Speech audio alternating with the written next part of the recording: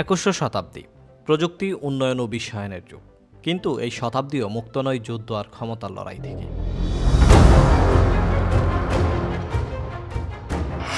তিনজন নেতা, তিনটি ভিন্ন দেশের শাসক এবং তিনটি ভিন্ন দৃষ্টিভঙ্গি একসাথে এসে দাঁড়িয়েছে এক সংকটময় মোড়ে। ডোনাল্ড ট্রাম্প আমেরিকার এক ভিন্নধর্মী প্রেসিডেন্ট, যিনি প্রচলিত নিয়ম ভেঙে দিয়েছেন।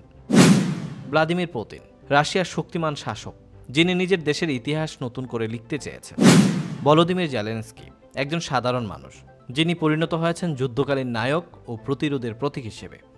তাদের সম্পর্ক, দ্বন্দ্ব আর সিদ্ধান্তগুলো আজ লক্ষ লক্ষ মানুষের জীবনে প্রভাব ফেলছে।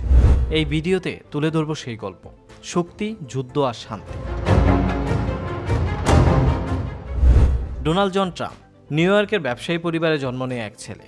রিয়েল এস্টেট ব্যবসা দিয়ে শুরু, কিন্তু খুব দ্রুতই তিনি মিডিয়ার আলোয় চলে আসেন। 1980 ও 90 দশকে ট্রাম্প শুধু ব্যবসায়ী ছিলেন না, ছিলেন এক ধরনের সেলিব্রিটি। তার ক্যাসিনো, হোটেল, উঁচু দালানগুলোতে লেখা থাকত ট্রাম্পের নাম। টেলিভিশন শো দিয়ে অ্যাপ্রেন্সেস তাকে ঘরে ঘরে জনপ্রিয় করে তোলে। 2016 সালে তিনি ঝাঁপ দেন রাজনীতির ময়দানে, স্লোগান দেন make America great again.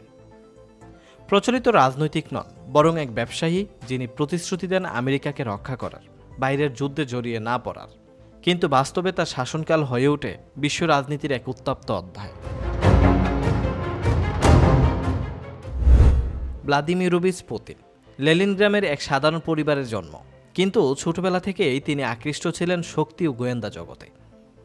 কেবিজি officer হিসেবে দীর্ঘদিন কাজ করার পর সোভিয়েত ইউনিয়নের পতনে রাশিয়া হয়ে ওঠে দুর্বল ও ভেঙে পড়া দেশ। তখনই পুতিন দৃশ্যপটে আসে।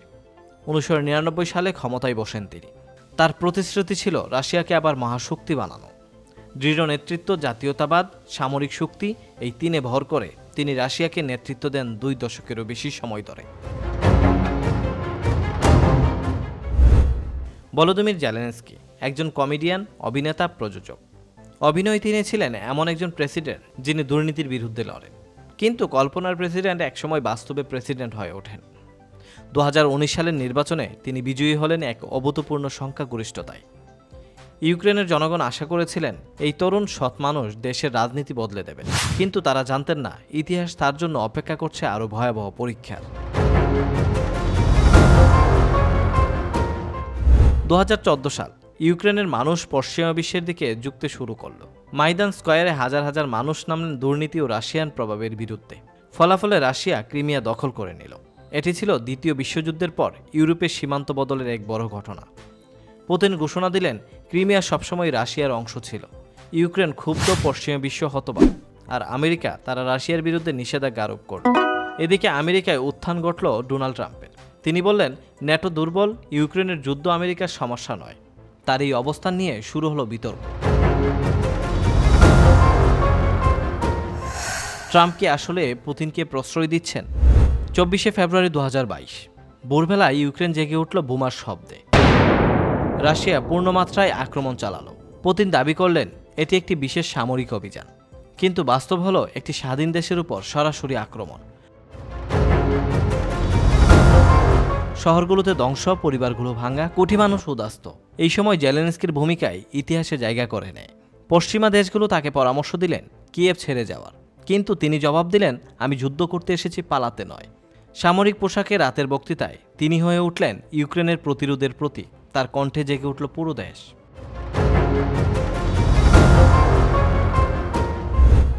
পুতিন ভেবেছিলেন কয়েকদিনের মধ্যে ইউক্রেন ভেঙে পড়বে, কিন্তু জেলেনস্কি আর তার জনগণ প্রমাণ করলেন তাদের স্বাধীনতা সহজে ভাঙবে না। যখন যুদ্ধ চলছে তখন যুক্তরাষ্ট্রে শোনা গেল এক ভিন্ন সুর। প্রেসিডেন্ট ডোনাল্ড ট্রাম্প ঘোষণা করলেন তিনি সেই সময় থাকলে এই যুদ্ধই হতো না। তার মতে পুতিন তাকে সম্মান করতেন, তাই আক্রমণ করার সাহস করতেন না। সমালোচকরা বলেন এটি শুধু রাজনৈতিক প্রচারণা, কিন্তু অনেক আমেরিকান বিশ্বাস করলেন হয়তো ট্রাম্পই এই যুদ্ধে শান্তির আলোয় নিয়ে আসতে পারবেন। যুদ্ধের সঙ্গে সঙ্গে বেড়ে গেল রাজনৈতিক টানাপোড়েন। ন্যাটো দেশগুলো ইউক্রেনকে অস্ত্র দিল, অর্থ দিল। রাশিয়া বলল এটি আসলে পশ্চিমের বিরুদ্ধের যুদ্ধ। পুতিন পারমাণবিক অস্ত্রের হুমকি দিলেন। বিশ্ব বুঝতে পারল এটি কেবল ইউক্রেনের যুদ্ধ নয়, বরং গণতন্ত্র বনাম স্বৈরতন্ত্রের এক নতুন অধ্যায়। যুদ্ধ মানে শুধু রাজনীতি নয়, যুদ্ধ মানে এক মায়ের চোখের জল, এক শিশুর হারানো শৈশব, এক সৈনিকের নিথর দেহ। লক্ষ লক্ষ মানুষ ঘরবাড়ি ছেড়ে আশ্রয় নিয়েছে বিদেশে। বয়স্ক বাবা মা রেখে গেছেন সন্তানরা। এই কাহিনী আমাদের মনে করিয়ে দেয় নেতাদের সিদ্ধান্তে সাধারণ মানুষের জীবন কেমন ভেঙে যায়। আজ প্রশ্ন একটাই, এই যুদ্ধ কোথায় গিয়ে শেষ হবে? পুতিন কি আপোষ করবেন? জেলেনস্কি কি তার দেশের স্বাধীনতা রক্ষা করতে পারবেন? আর ট্রাম্প, তিনি কি আবারও ক্ষমতায় এসে কোনো ভূমিকায় থাকবেন? ইতিহাস এখনও লিখছে সেই অধ্যায়। ভবিষ্যৎ নির্ভর করছে তাদের পরবর্তী পদক্ষেপের উপর। 3 নেতা 3 গল্প, এক যুদ্ধ। ট্রাম্প, যিনি দাবি করেন তিনি শান্তি আনতে পারতেন। পুতিন, যিনি বিশ্বাস করেন রাশিয়ার ভবিষ্যৎ নির্ভর করছে এই যুদ্ধে। জেলেনস্কি, যিনি প্রতিদিন নিজের জীবনের ঝুঁকি নিয়ে লড়ছেন স্বাধীনতার জন্য। তাদের এই সিদ্ধান্ত কোটি মানুষের ভাগ্য বদলে দেবে। ইতিহাস অপেক্ষা করছে কে হবেন বিজয়ী আর কে হবেন পরাজিত।